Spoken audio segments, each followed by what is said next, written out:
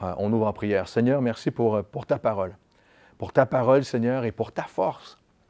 On voit, Seigneur, dans ce récit de Marc, dans l'Évangile, qu'on a besoin de ta force.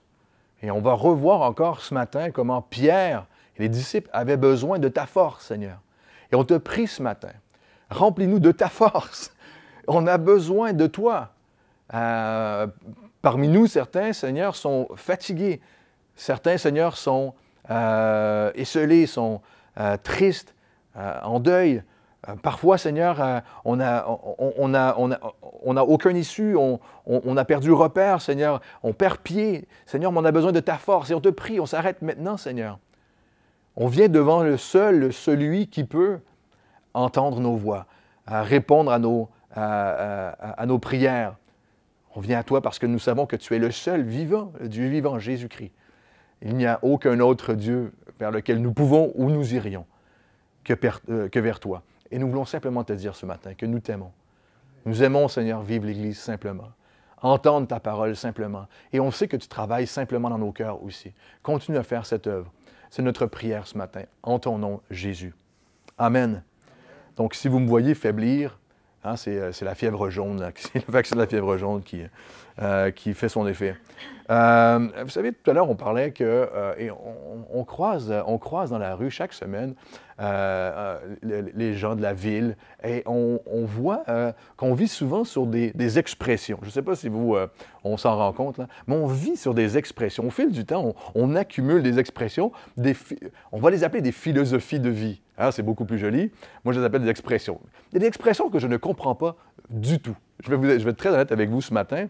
Une des expressions que je ne comprends pas, c'est « aide-toi et le ciel t'aidera ». Vous avez déjà entendu ça? Hein? Vous, tout le monde a déjà entendu ça. « Aide-toi et le ciel t'aidera ». Vous savez quoi? Ma grand-mère vivait sur ces expressions-là. Hein? Une autre que j'aimais bien entendre, c'était « j'ai gagné mon ciel ». Qui a déjà entendu ça? « J'ai gagné mon ciel ». Ma préférée, là, cette semaine, j'y ai pensé, je l'avais entendu, je l'ai réentendu. « Aide-toi et le ciel t'aidera ». Ça ne fait aucun sens. On comprend ce que ça veut dire. Hein? On veut avoir de la volonté, on veut faire les choses. Commence par t'aider, puis si Dieu existe ou parce qu'il existe, il t'aidera. Bon, écoute, c'est un peu, on appelle ça une religion des œuvres. Là. On est basé sur nos propres œuvres. Alors qu'on voit dans l'Évangile de Marc, on a vu dans notre dernière étude, on va le voir encore aujourd'hui et dans notre prochaine étude, la seule prière que l'on pourrait plutôt dire, et on le voit, Pierre aurait pu, et on va revoir encore, c'est « Aide-moi, Seigneur, aide-moi, Seigneur, afin que je ne commette pas de bêtises. Aide-moi à ne pas tomber. Aide-moi, je suis faible, j'ai besoin de toi. » J'espère que vous le croyez ce matin, que c'est une prière que vous faites régulièrement, mais c'est la seule prière que l'on pourrait faire, et c'est la seule prière que Pierre aurait pu faire. Et on tourne dans Marc chapitre 14, on est au verset 43, et on lit ceci. « Aussitôt, comme il parlait encore, ils étaient dans le jardin de Gethsémane, on a vu, et Jésus est allé en prière, il a rappelé aux disciples, hein, à Pierre qui disait « Oui, Seigneur, je ne t'abandonnerai jamais. Hein. » Il a premièrement ouvert sa bouche, il va utiliser l'épée ici, la semaine prochaine, il va fuir. On va voir hein, ce que l'orgueil fait dans le cœur de l'homme. Pierre a eu plein d'arrogance, plein de prétention. Il va ici utiliser sa propre force, il va utiliser son épée, ses armes, ce qu'il a, ses outils, et la semaine prochaine, on va voir où l'orgueil va mener à la fuite, à l'abandon. Il va abandonner Jésus. L'orgueil fait ça dans notre cœur, frères et sœurs. Alors, comme ils sont dans le jardin de Gethsémane, et Jésus nous a dit dans notre dernière étude, « Levez-vous, l'heure est venue, c'est le moment où il sera arrêté. » Comme il parlait encore, survint Judas, l'un des 12 au verset 43, chapitre 14, et avec lui une foule armée d'épées et de bâtons, envoyés par les principaux sacrificateurs, les scribes et les anciens. Celui qui le livrait leur avait donné un signal, Judas. Celui à qui je donnerai un baiser, c'est lui. Saisissez-le et emmenez-le sous bonne garde. Aussitôt arrivé, il s'approcha de Jésus en disant « Rabbi », et il l'embrassa. Alors, ces gens portèrent la main sur Jésus et le saisirent. Un de ceux qui étaient là tira l'épée, frappa le serviteur du souverain sacrificateur et lui emporta l'oreille. Jésus prit la parole et leur dit « Vous êtes venus comme après un brigand avec des épées et des bâtons pour vous emparer de moi. J'étais tous les jours parmi vous, j'enseignais dans le temple et vous ne vous ne vous êtes pas saisis de moi, mais c'est afin que les Écritures soient accomplies. » Alors tous l'abandonnèrent, prirent la fuite. Un jeune homme le suivait, vêtu seulement d'un drap, et on se saisit de lui, mais il lâcha le drap et il s'enfuit nu. Drôle de fin pour les disciples dans le jardin de Gethsémane, à l'arrestation de Jésus. Tout le monde s'enfuit, et même au point où on s'enfuit nu. Hein, on laisse tout derrière, même son vêtement.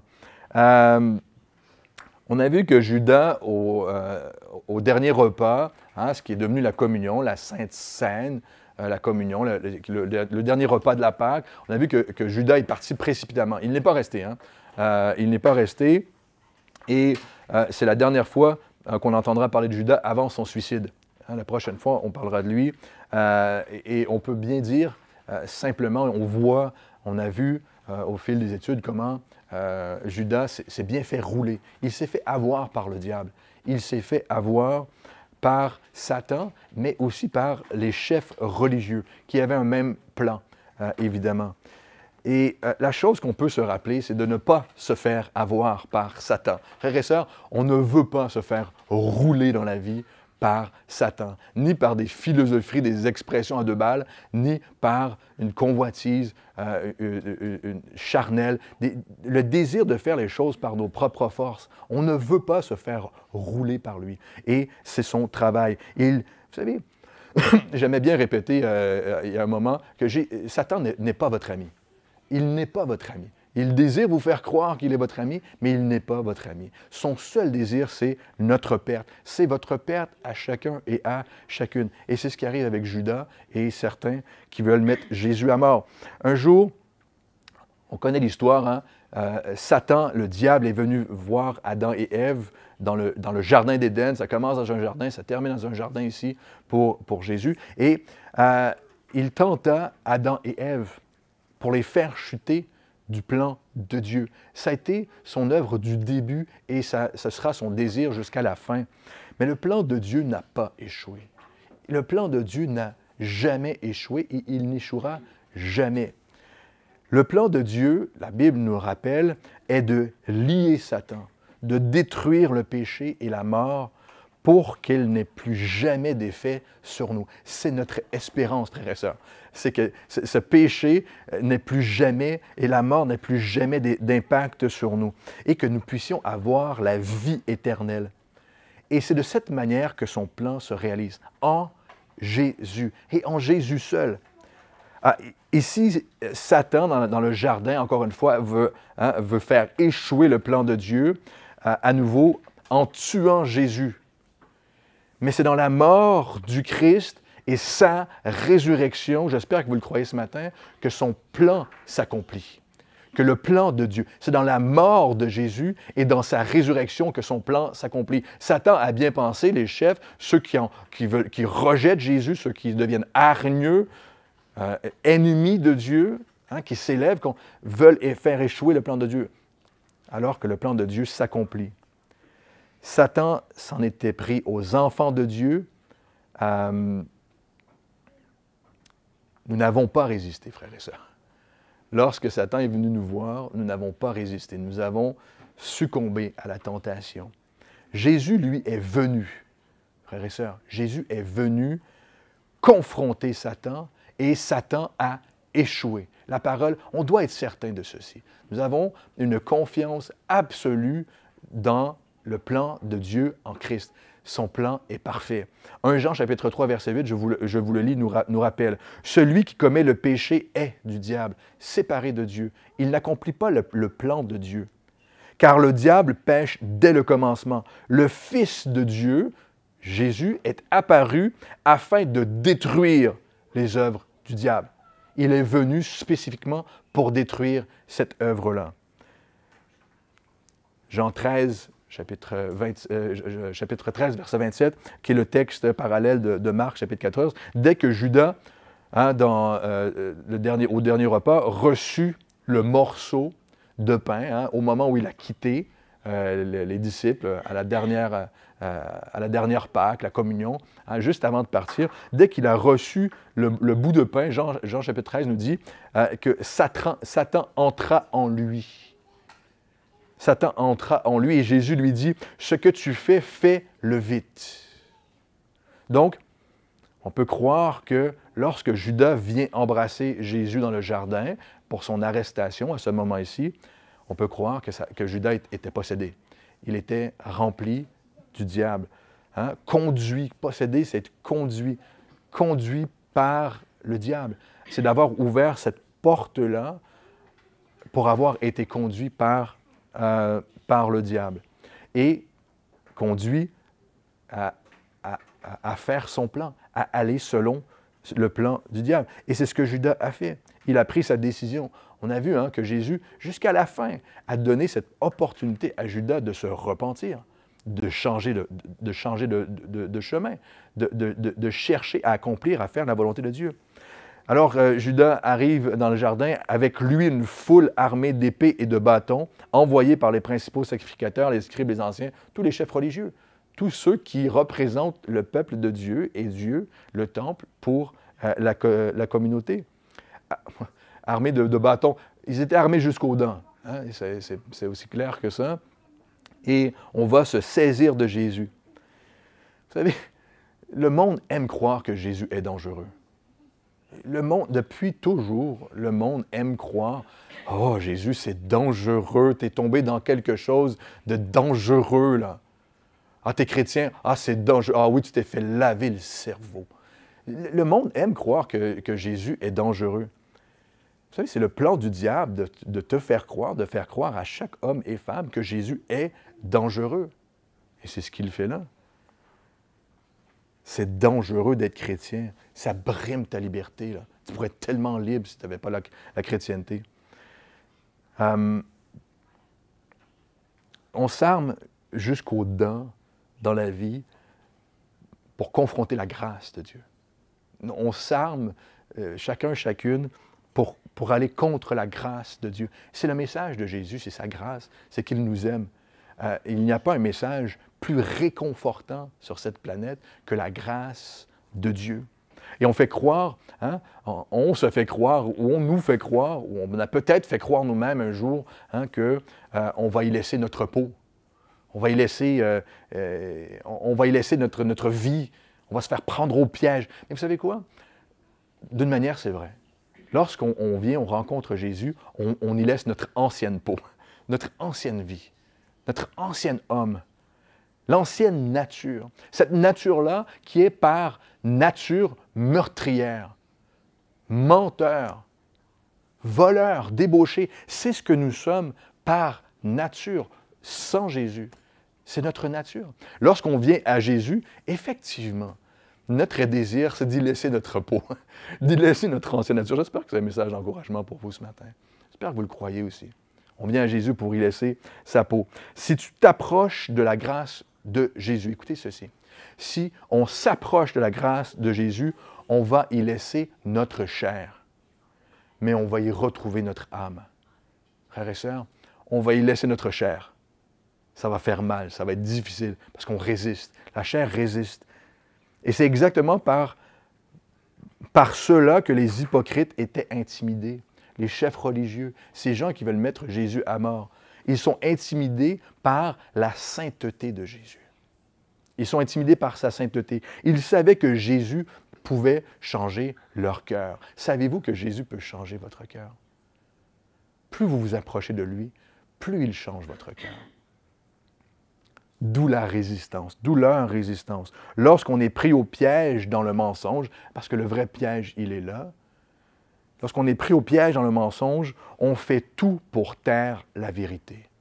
On fait tout pour taire la vérité. On s'éloigne, on l'attaque même armé jusqu'aux dents. On pense être armé, on pense être fort, on pense avoir du matos, là, on est équipé, nous, pour affronter la vérité. Jésus vient pour nous désarmer. Il est venu pour pour contrer les œuvres du diable, pour contrer le mensonge, pour contrer notre ancienne nature, nous délivrer. Mais il est venu pour nous désarmer à la croix. C'est son œuvre, par sa grâce, évidemment, par son amour. Vous savez, il n'y a rien d'autre de plus attirant sur cette planète, on le répétait cette semaine, que la grâce de Jésus. Le Sanhédrin, les sacrificateurs, avaient le droit de battre jusqu'à 50 coups de fouet. Ils avaient le droit de battre jusqu'à 50 coups de fouet. Ils n'avaient pas le droit de faire plus que ça. Ils n'avaient pas le droit de mettre à mort quelqu'un. Alors, leur plan ici va commencer, mais ils vont devoir convaincre, et on va le voir dans notre prochaine étude, ils vont devoir convaincre le gouvernement de mettre Jésus à mort. Et ils vont y arriver. Mais tous ne connaissent pas probablement Jésus à ce point-ci. Ils viennent dans un jardin la nuit, il est tard la nuit, et on va voir que cette nuit va être très longue pour Jésus, et la journée à partir de la matinée aussi. Mais probablement que tous ne le connaissent pas, on ne le reconnaît peut-être pas non plus, mais tous n'ont peut-être pas entendu son message, mais ils ont été influencés ici. Ceux qui viennent à Jésus, ils ont été influencés, ils ont été même payés. Ce sont des soldats ou des ouvriers, des gens qui viennent payés comme Judas l'a été. Il a livré Jésus pour de l'argent.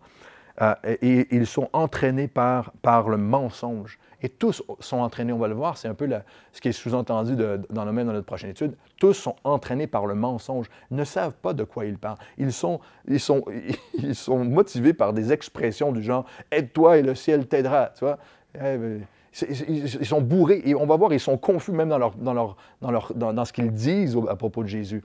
Mais on est juste entraînés par le mensonge. Mais nous ne voulons pas, encore une fois, être nous-mêmes entraînés par le mensonge. Et le mensonge est puissant. Vous savez quoi? Le mensonge est puissant. Les adversaires, les oppositions sont puissantes, sont même nous influencent parfois. On vit dans une culture, encore une fois, on vit dans une culture, on le dit, qui aime croire que Jésus est dangereux. On vit dans une culture où on se fait dire depuis qu'on est tout petit de rejeter Dieu, encore une fois. Et ça a une influence sur nous. Peut-être qu'on peut simplement écouter le message de Jésus, ce qu'il a à nous dire pour toi, et de reconnaître sa grâce, ce qu'il nous offre.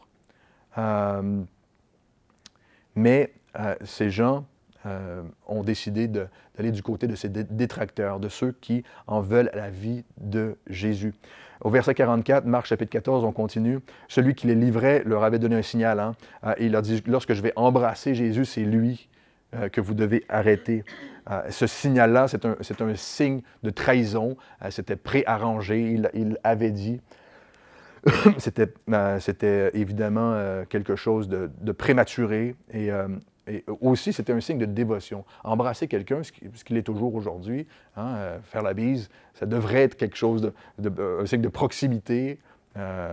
Mais c'est un signe ici de dévotion, d'embrasser de la manière dont c'est dit, c'est un signe d'amitié, c'est un signe de respect profond, mais qui est devenu ici un signe d'hypocrisie. Un signe d'hypocrisie. On prétend, on vit dans la prétention, et c'est devenu un signe d'hypocrisie. Il semble que personne ne savait que Judas allait trahir Jésus. Ce qui est impressionnant ici, c'est que Judas, c'est un très bon menteur. Parce que quand il est parti du dernier repas, tout le monde pensait qu'il était parti chercher du pain. Il fait quoi? Il est juste parti chercher du pain. Il pensait que Jésus lui avait demandé d'aller chercher des provisions pour les pauvres. Puis ils n'ont aucune idée ici que... il semble que personne n'a aucune idée que Judas va trahir Jésus. Alors, Judas se dit... Peut-être que Jésus va mourir et puis les autres vont rester et je vais pouvoir continuer à leur voler de l'argent. C'était celui qui portait la bourse et il prenait tout le temps, il volait dans la bourse des disciples et il pourra continuer à profiter d'eux et même avoir peut-être une place parmi eux. L'hypocrisie, c'est ça. On ne veut pas nous-mêmes perdre la face, on ne veut pas perdre la face, on veut. Mais vous savez, lorsque la parole nous dit que l'orgueil nous mène à la ruine, on l'a vu dans notre dernière étude, l'orgueil nous mène à la ruine. L'orgueil nous mène à la ruine. C'est littéral. C'est littéralement ce que l'orgueil fait. Beaucoup se demandent encore aujourd'hui pourquoi ils souffrent du mal qui les ronge. Pourquoi un mal si profond me ronge constamment, sans vouloir réaliser qu'on vit dans l'orgueil, qu'on rejette Jésus, on rejette sa grâce. L'orgueil va te ronger de l'intérieur jusqu'à la mort. Frères et sœurs, c'est ce que l'orgueil fait. te ronge de l'intérieur jusqu'à la mort. La colère te ronge de l'intérieur jusqu'à la fin, jusqu'à ce qu'il n'y ait plus de nerfs, là, jusqu'à ce qu'il n'y ait plus rien. On a connu des trucs comme ça, chacun d'entre nous, on sait, hein. Ça ronge comme ça. Notre refus de la grâce de Jésus nous mène à notre perte, frères et sœurs. Nous mène à notre perte. Satan, on vient de le lire, est un lâche, est un menteur. C'est un menteur. Et lorsqu'on laisse le mensonge entrer dans notre cœur, cette proposition-là, il prend toute la place. Le mensonge prend toute la place, se répand. Il prend toute la place qu'il trouve. Et on devient nous-mêmes lâches. On prend cette posture, on adopte cette attitude. Judas s'est fait passer pour un chrétien pendant des années. Pendant des années. Hein? Mais ici, il veut la protection aussi des gardes. Il veut aussi, hein, il est partagé complètement. Et il veut aussi l'argent. Et son cœur est complètement partagé.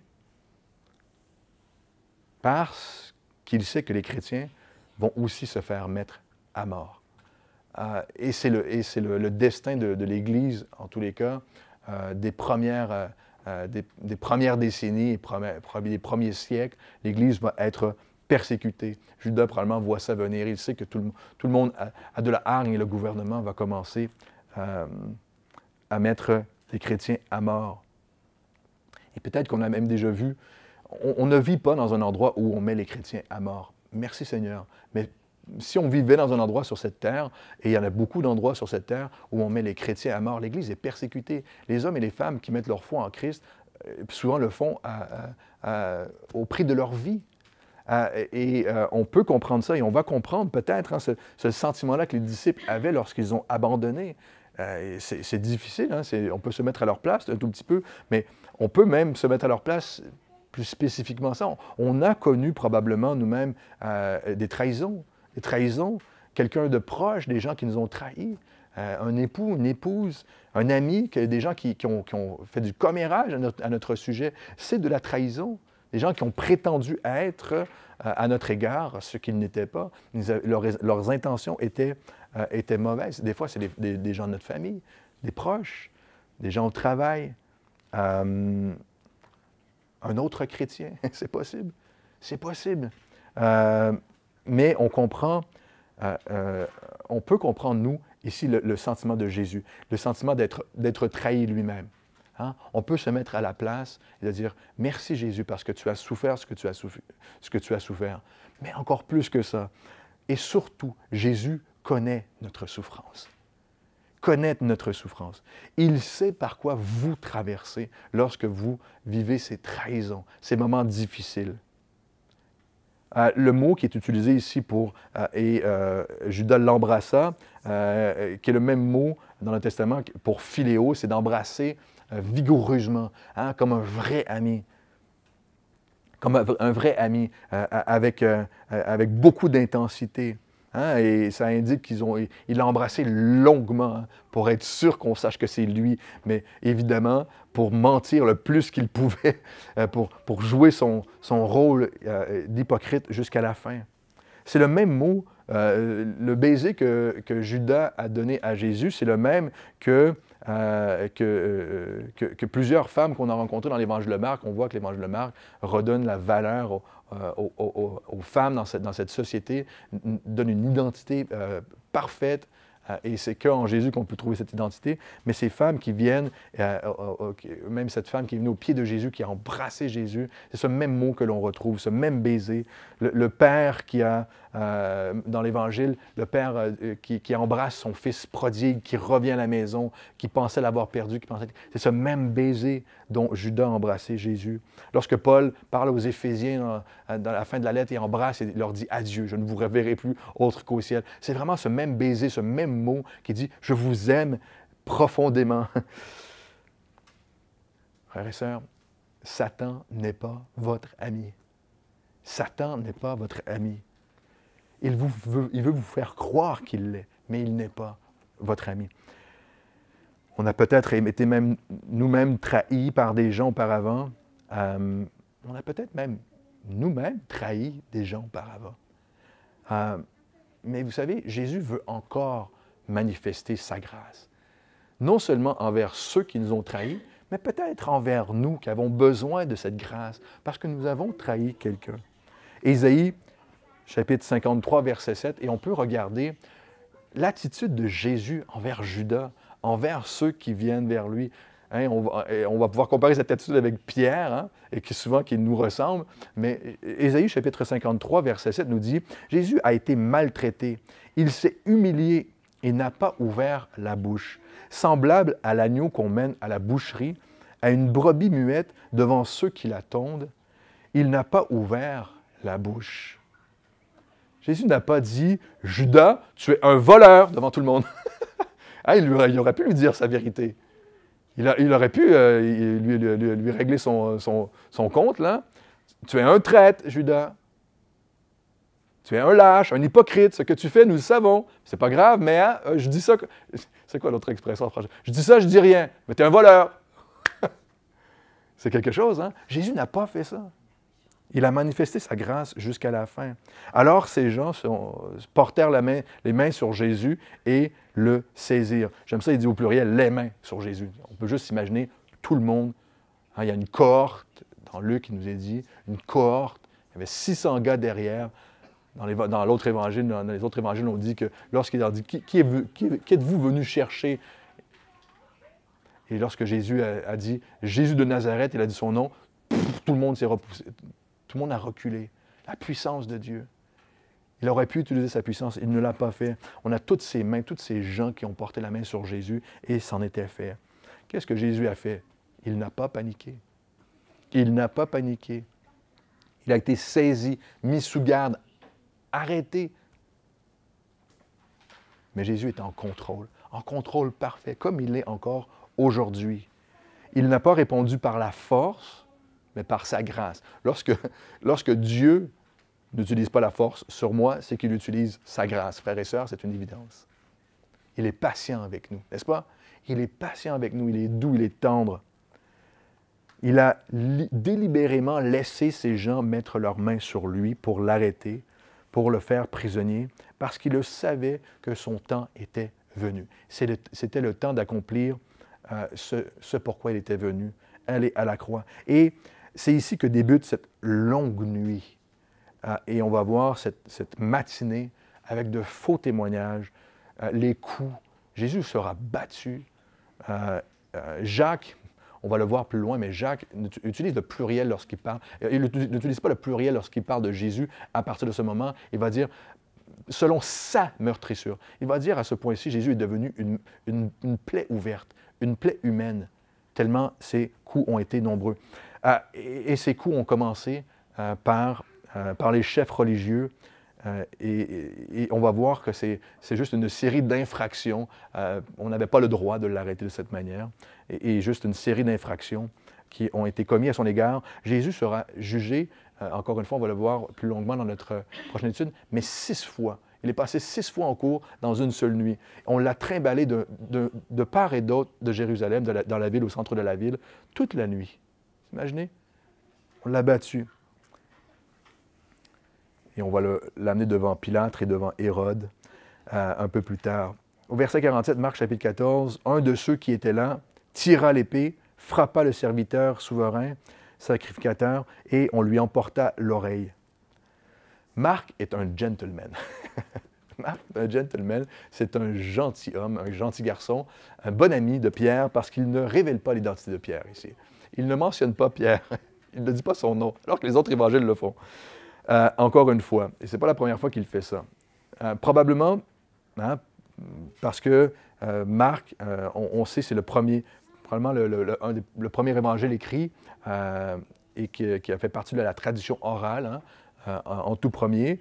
Donc, il y a beaucoup de détails oculaires, certains détails comme ça oculaires qu'on retrouve qu'en Marc. Quelqu'un qui était là, qui a vu ces choses-là, de ses yeux, et on pense même, on va voir à la fin, que ce jeune homme qui s'est enfui nu, on pense que c'est Marc qui était là. Mais Marc, peut-être, croyait que c'était trop dangereux à ce moment de révéler l'identité de Pierre, même dans la tradition orale. pour ne pas se faire arrêter. C'est une possibilité. Il ne voulait pas écrire son nom. Jean, par contre, lui, va l'écrire 40 ans plus tard dans l'Évangile. 40 années après, il va écrire que c'était Pierre, après la mort de Pierre, qui a sorti son épée. Peut-être qu'il n'a simplement pas vu qui était, c'est possible, mais il ne mentionne pas non plus que Jésus guérit l'oreille à ce moment-là. Ce que l'on sait de Marc, c'est il emphase sur l'action. Il emphase sur l'action, il va très, très vite. Hein, on a ce mot qui se retrouve constamment dans l'Évangile, aussitôt, aussitôt, aussitôt. Il omet des longs moments que Jésus a passés avec des disciples, mais il va directement à l'action. Hein, pour donner une leçon très importante probablement de ce qui s'est passé. Et évidemment, le coup d'épée que Pierre a porté vient à l'encontre de la volonté de Dieu. Ce coup d'épée vient à l'encontre de ce que Dieu est en train de faire, de ce que Jésus est en train d'accomplir. Et évidemment, comment il a réussi à se trouver à ce moment dans le jardin, à l'arrestation de Jésus, et aller à l'encontre de la volonté de Dieu, on l'a vu, on va continuer à le voir, c'est par son manque de prière. Par son manque de prière. Son manque de temps avec Jésus et de s'arrêter, de chercher la volonté de Dieu. Les amis, il me reste peu de voix. Si vous faites la compétition avec moi, je ne vais pas y arriver. Mais on va terminer soyez patients, on va terminer dans peu de temps. On a encore quelques passages à voir. Mais Pierre croit qu'il fait la volonté de Dieu ici. Il croit qu'il fait la volonté de Dieu, mais il se trompe. Il se trompe. Il n'a pas recherché la volonté de Dieu. Et on le sait, on se trompe si on croit que par la prière sert à imposer à Dieu notre volonté, frères et sœurs. Et ça nous arrive, comme chrétiens, de se retrouver dans cette situation-là, où on croit, nous, imposer notre volonté à Dieu.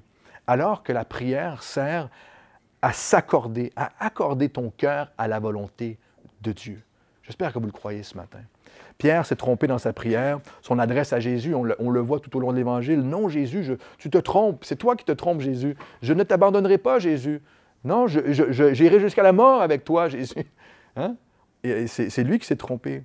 Je mourrai pour toi. Non, Jésus, je ne douterai pas. Je ne te renierai pas.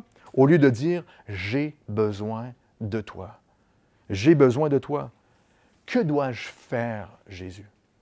Hein? On a vu ça dans la barque, lorsque les disciples étaient dans la barque sur la mer. Ils se sont énervés, ils ont paniqué. Demande-lui simplement et laisse-le agir. C'est notre travail. Et parce qu'il n'a pas cherché la volonté de Dieu, il a coupé l'oreille du serviteur, du grand prêtre. Et vous savez, si Jésus n'avait pas fait ce miracle, ce dernier miracle, pour recoller l'oreille du serviteur, on n'aurait pas vu Pierre par la suite dans les évangiles. Et dans Actes, et on n'aurait pas vu ces 3000 et ces 5000 personnes converties, ces prédications, on n'aurait pas eu les lettres de Pierre, parce que Pierre aurait été mis en prison et mis à mort. Mais Jésus, encore une fois, démontre sa grâce. Il a pris soin de Pierre, de ses erreurs, et il a guéri ce serviteur. Dieu a un plan. Dieu a un plan constamment. On ne le connaît pas, frères et sœurs, on ne connaît pas le plan de Dieu, mais on peut lui faire confiance. On peut se mettre derrière lui, attendre de le voir agir. Hein? On peut chercher sa face et trouver sa volonté. Pierre n'a pas cherché la volonté de Dieu et n'a pas agi de la bonne manière. Et en fait, il ralentissait le plan de Dieu dans sa propre vie. Il empêchait l'œuvre de Jésus et ce que Jésus était venu accomplir. Et on doit apprendre, chacun d'entre nous, à ne pas chercher, écoutez ceci, ne pas chercher à combattre le combat spirituel avec des armes charnelles, avec des armes physiques. Frères et sœurs, ça ne sert à rien. Paul disait dans 2 Corinthiens, chapitre 10, je vous le lis, « En effet, si c'est bien dans la chair que nous vivons, ce n'est pas selon la chair que nous combattons, car les armes avec lesquelles nous combattons ne sont pas celles de la chair. » On met l'orgueil, la colère, l'arrogance de côté, frères et sœurs. On met toutes ces choses-là, ça ne sert à rien, sauf de ralentir l'œuvre de Dieu, d'être dans le chemin de ce que Dieu veut faire, veut accomplir. On met la supériorité de langage. Paul dira dans 1 Corinthiens, il dit, « Je ne suis pas venu avec une supériorité de langage. » On met la supériorité de langage, les discours persuasifs de la sagesse pour convaincre les gens. Et on fait place, Paul dit encore dans 1 Corinthiens, on fait place à la démonstration de l'Esprit et de sa puissance. On laisse le Saint-Esprit agir. Notre travail, frères et sœurs, c'est d'être disponible, d'être là, de venir et de laisser le Seigneur agir, de lui dire.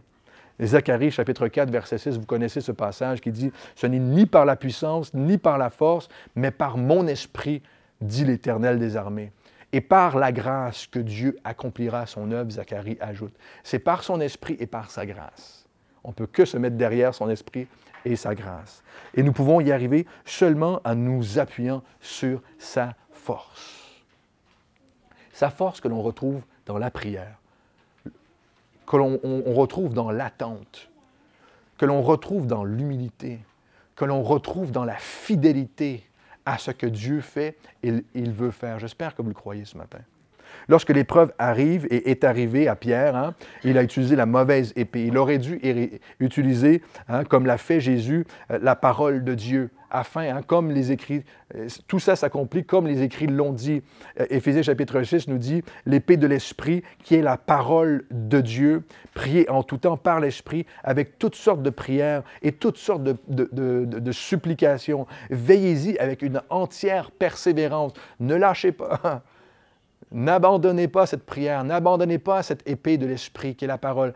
Allez dans la parole de Dieu et rappelez-vous les promesses de Dieu pour vous, qu'il est au contrôle de chaque chose, qu'il prend soin de nous, que lui ne nous abandonne pas, que nous, c'est tout à fait possible qu'on soit enclin à l'abandonner par contre. On a besoin de lui. Si on n'utilise pas l'épée de l'Esprit afin, dit Paul, que la parole, quand j'ouvre la bouche, Paul va même dire dans Éphésiens 6 que lorsque j'ouvre la bouche, que la parole me soit donnée pour faire connaître avec hardiesse le mystère de l'Évangile.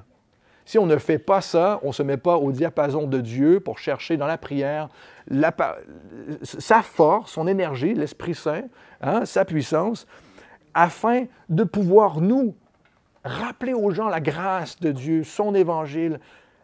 C'est ça notre travail. Si on ne fait pas ça, on n'utilise pas la parole de Dieu, on utilise l'épée comme Pierre, l'orgueil, l'arrogance.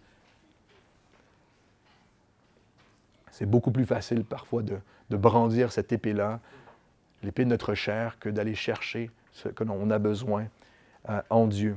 Au lieu de se sacrifier et de souffrir afin de voir l'Évangile, frères et sœurs, écoutez ceci, afin de voir l'Évangile gagner du terrain et de voir la grâce de Dieu en action. On devient juste à nos propres yeux. On devient arrogant. On inflige des jugements. On est capable de faire ça, frères et sœurs. On sépare les choses, on divise les choses, on brise nous-mêmes. Un commentaire disait, lorsqu'on a laissé place à l'orgueil dans notre cœur, on devient haineux, blessant, jaloux dans nos relations avec les autres et notre façon de nous comporter avec eux. Merci que Jésus est celui qui aussi guérit les oreilles, recolle les oreilles, répare nos erreurs. Et il le fait. Et on peut compter sur lui pour le faire. Verset 48, Jésus prit la parole et leur dit, « Vous êtes venus comme des brigands avec des épées, des bâtons pour vous emparer de moi. J'étais avec vous tous les jours. Tous les jours, j'étais là. Qu'avez-vous trouvé de mal si vous avez écouté ce que j'ai dit, si vous avez écouté ce que Jésus dit, si vous avez lu sa parole, qu'avez-vous trouvé de mal dans ce qu'il nous dit? » Vous savez que vous êtes fautif dans votre agissement. Mais qu'avez-vous trouvé de mal dans ce que je vous offre? C'est ce que Jésus dit. Jésus est complètement en contrôle. Il n'est pas craintif. Il explique ce qui se passe.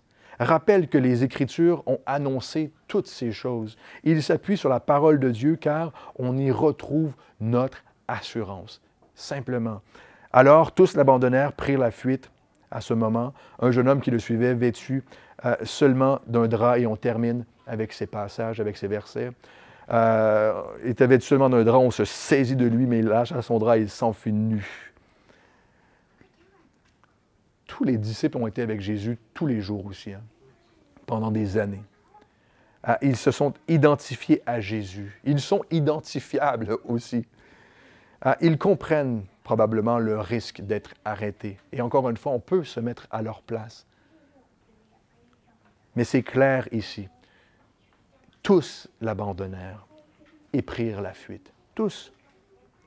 Leur panique démontre aussi leur faiblesse dans la prière, d'avoir manqué de prier et de s'être tenu comme Jésus leur a gentiment rappelé.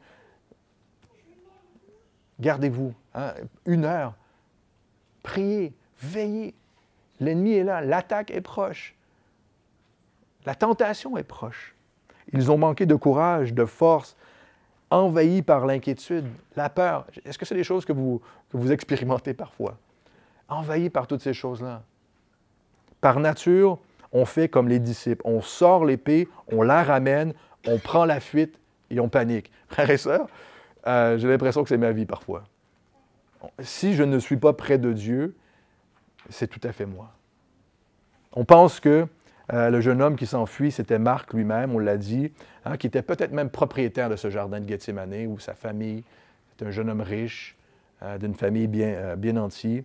Et si c'était Jean-Marc, c'était Marc qui était là, bien, il l'a aussi abandonné. Il se met au nombre des disciples.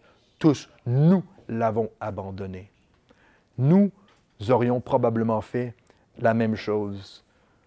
Probablement pour la même raison, hein, il ne se mentionne pas lui-même, comme il ne mentionne pas Pierre, pour ne pas être arrêté, hein, pour sa sécurité. Il a pensé premièrement à la sécurité des disciples, évidemment. Certainement pas par honte. Il n'a certainement pas dit, je ne vais pas écrire mon nom parce que, oh la honte, hein, là c'est la honte. Là. Moi aussi j'étais du compte. Hein? On peut croire qu'il a sans doute fait ceci, si c'était lui, il ne s'est pas mentionné aussi, sans doute pour mettre l'emphase sur une leçon importante à tirer. On va être d'accord avec ça, n'est-ce pas? Et on va terminer. Cette leçon importante, dans Amos chapitre 2, parle de ce moment où il dit « Même les plus courageux des guerriers s'enfuira nu en ce jour. » Même le plus courageux des guerriers, même celui qui pense être le plus fort, le plus entraîné, s'enfuira nu. Le jour où on pense être fort, frères et sœurs, sans la bénédiction de Dieu, sans sa grâce, sans sa force, sans son consentement, sans sa direction, lorsqu'on pense être fort, on va s'enfuir. Lorsque nous, on pense être fort, lorsque nous pensons être puissants, comme le peuple dans Amos, c'était le peuple qui pensait être fort. Lorsque le peuple a pensé être fort, trop confident dans ses propres habiletés, ils se sont enfuis. Ils ont perdu la bataille. On peut échapper le jugement de Dieu. On peut échapper le jugement du monde. On l'a vu dans Marc aussi. Lorsqu'on met notre force, on trouve notre force en Dieu et en Dieu seulement. On se rappelle. Au lieu de dire « je vais m'aider et le ciel m'aidera », on peut dire « aide-moi, Seigneur. Hein? Aide-moi, Seigneur. Aide-moi, j'ai besoin de toi. J'ai besoin de toi. » Paul rappelle dans 1 Corinthiens chapitre 10, et on termine ici, prenez garde. Ceux qui pensent être debout et forts, prenez garde de ne pas tomber. De ne pas tomber. On est vulnérable lorsque on a cette attitude et on peut simplement prier que le Seigneur, par sa grâce, nous pardonne notre arrogance parfois, nous pardonne notre manque d'humilité, nous pardonne notre abandon aussi. Les fois où on l'a abandonné, on s'est retiré, on a douté. Mais on peut juste regarder à son œuvre, à ce que lui, il a fait pour nous et savoir qu'il comprend notre souffrance mieux que quiconque. Il comprend ce que nous vivons et il veut nous donner sa grâce. Prions. Seigneur Dieu, merci pour ton rappel. Merci pour ta parole qui nous fortifie. Et on vient là parce que tu nous le dis. Ta parole, c'est toi qui me parles et qui me rappelle je t'aime. Je prends soin de toi. J'ai tout en contrôle, Jésus, et on va le voir dans nos prochaines études. Tu vas continuer à réaffirmer qui tu es, le Seigneur, notre Dieu, qui a toutes ces choses entre ses mains. Et nous, on veut simplement dire, nous voulons nous abandonner à toi aujourd'hui. Encore une fois, Jésus, prends la place qui te revient dans mon cœur. Prends cette place, chasse mon péché. Je te demande pardon, Jésus. Pardon pour ces moments où je t'ai abandonné. Pardon, Seigneur. Pardon ces moments dans lesquels j'ai douté. Pardonne-moi. Et prends la place qui te revient. Esprit Saint, fais cette œuvre que toi seul peux faire pour me donner cette énergie, cette force. Toi, me donner toi. J'ai besoin de toi, Esprit Saint. Viens, prends ta place. En ton nom, Jésus. Amen.